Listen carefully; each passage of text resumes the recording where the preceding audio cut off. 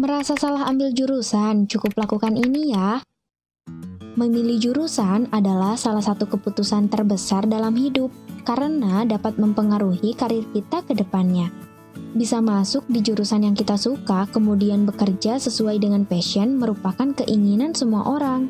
Namun, tidak sedikit dari kita sedang berada di posisi sulit, seperti tidak lulus seleksi, hingga akhirnya terpaksa mengambil jurusan yang tidak sesuai dengan passionnya.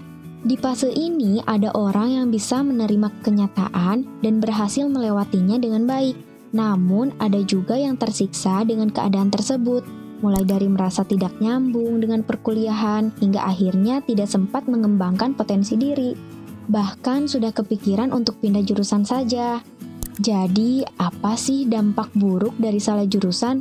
Lalu bagaimana ya solusinya jika sudah di posisi tersebut? Tonton sampai akhir ya agar tahu langkah mana yang bisa kamu ambil atau yang bisa kamu share ke teman terdekat kalian.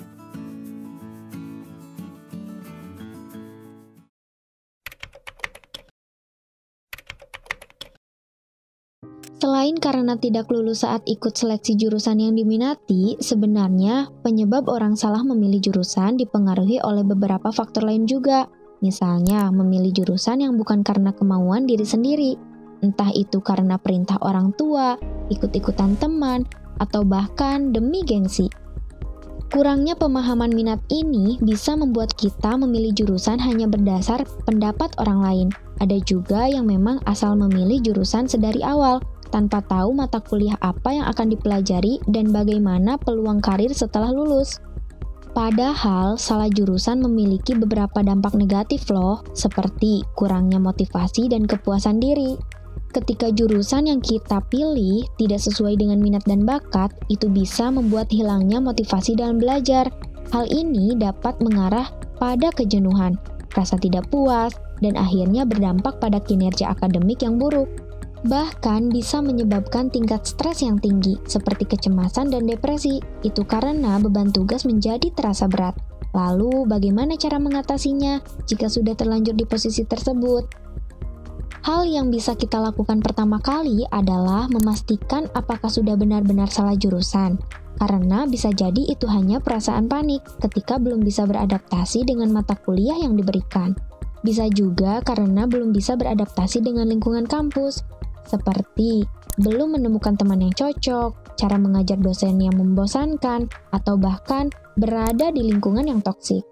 Kalau memang hal tersebut terjadi, jangan buru-buru pindah jurusan ya. Coba renungkan lagi, bisa jadi kita sebenarnya menyukai materi yang diajarkan, hanya saja faktor dari luarlah yang membuat kita muak dengan jurusan tersebut.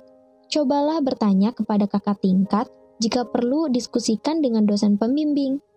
Cara ini dapat membuka wawasan mengenai jurusan dan mata kuliah yang sedang diambil.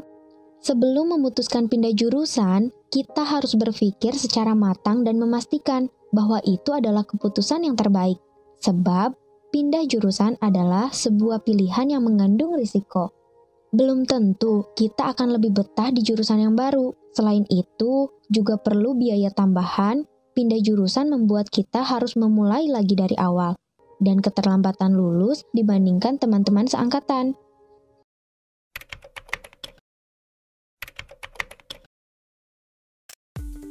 Kalau sudah mantap mau pindah jurusan, jangan lupa meminta izin kepada orang tua. Kita harus bisa menjelaskan dengan baik dan meyakinkan kepada mereka atas pilihan yang kita ambil.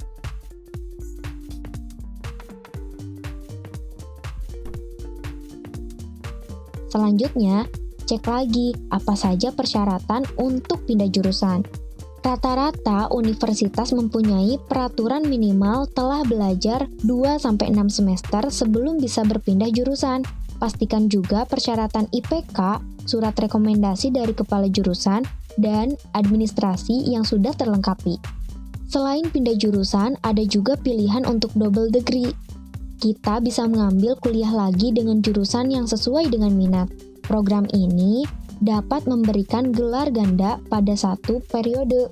Sederhananya, hanya dengan kuliah 3-4 tahun kita bisa mendapatkan 2 gelar sekaligus. Contohnya, mahasiswa program kependidikan dan ilmu murni.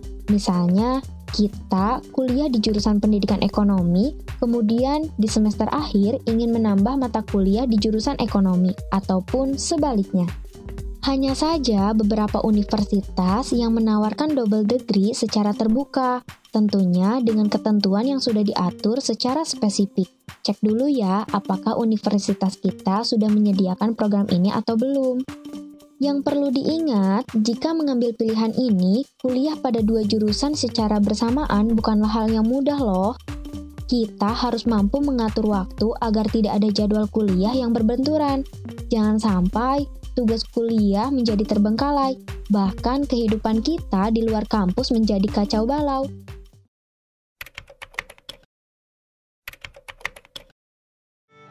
Jika kita mampu belajar untuk ikhlas, mungkin tidak ada yang namanya salah jurusan. Apalagi jika sudah di tengah semester, pindah jurusan bukan solusi yang tepat. Rasa ikhlas dapat menjadi penguat kita untuk menjalani perkuliahan sampai tuntas. Anggap saja keadaan ini untuk melatih diri kita keluar dari zona nyaman. Lagi pula, ilmu yang menunjang karir di masa depan tidak hanya diperoleh dari perkuliahan saja. Kita bisa menambah ilmu dengan bergabung di berbagai kegiatan mahasiswa atau terlibat aktif dalam komunitas di luar kampus. Bisa saja dari seluruh kegiatan tersebut, kita dapat mengembangkan bakat dan minat hingga menemukan passion yang baru. Selain itu, mengikuti komunitas dapat mempertemukan kita dengan banyak orang dengan berbagai latar belakang profesi. Tidak jarang dari mereka yang mempunyai kisah sukses yang mampu menginspirasi dan dapat diikuti jejaknya.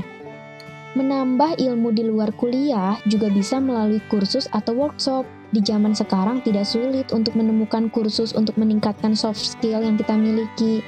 Ada banyak loh kursus atau workshop yang tersedia, baik secara online maupun offline, dengan durasi kursus yang singkat, yaitu sekitar 3-6 bulan. Jadi, teman-teman tidak perlu panik ya jika merasa telah salah mengambil jurusan. Yang penting adalah memiliki kemampuan untuk mengeksplorasi, belajar, dan mengambil langkah-langkah positif untuk mencapai potensi terbaik kita. Semua pengalaman adalah bagian dari perjalanan belajar kita. Terima kasih telah menonton video ini. Jika kalian merasa tips-tips ini bermanfaat, jangan ragu untuk like, share, dan subscribe untuk mendapatkan lebih banyak konten-konten menarik. Sampai jumpa di video berikutnya bersama aku Yani di Bimbel Cyber.